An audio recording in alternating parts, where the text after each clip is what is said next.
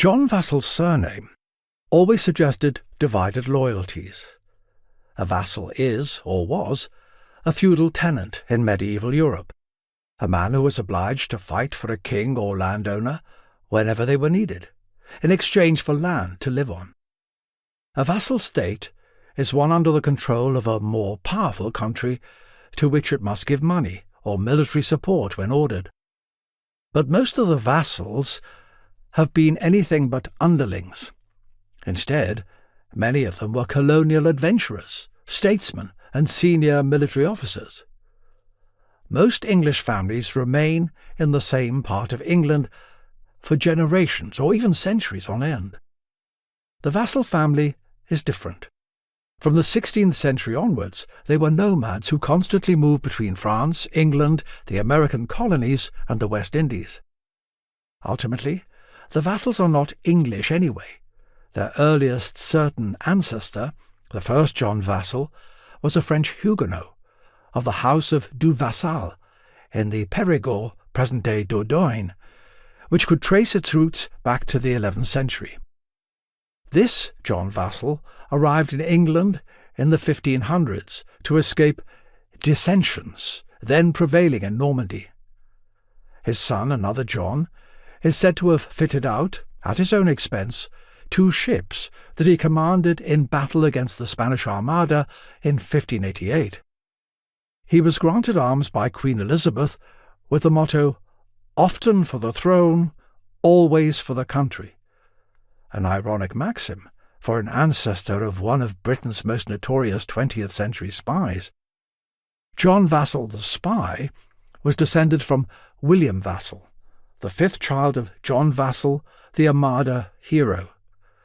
William was born in Stepney in 1592, but in 1635 he went to New England and later settled in Barbados, where he died in 1655.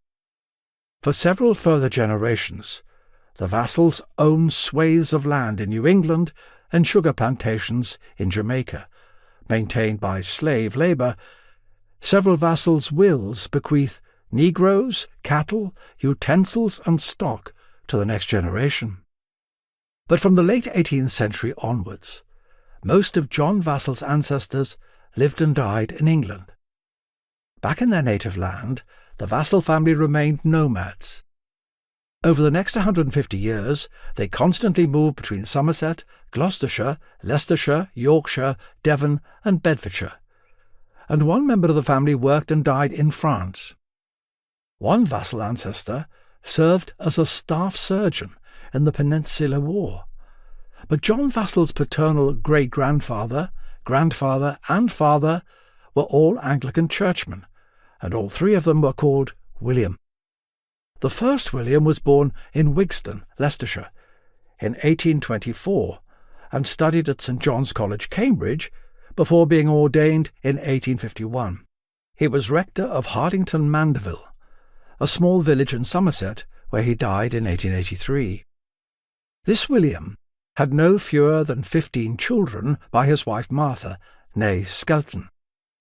Their eldest son, another William, was born in Yorkshire in 1858 and educated at Cheltenham College and a theological college in Gloucester, where, in 1884, he married Alice Maud Holland.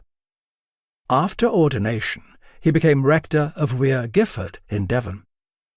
But from 1891 onwards, he was a British chaplain at Saint-Séverin, a village just south of St. Malo in Brittany, where he died in 1896, aged only 38. Despite his often tense relationship with his father, John Vassall was always keen to boast about his paternal side of his family. As a child, one of his proudest possessions was a 40-page book entitled John Vassall and His Descendants, after his 16th century ancestor and namesake, written in 1920 by Charles Maclear Calder, another Vassall descendant. Vassall's memoirs make much of the distant relatives who were members of Parliament and aldermen of the City of London. As an adult, he constantly talked about Elizabeth Vassall, one of George and England's most scandalous women.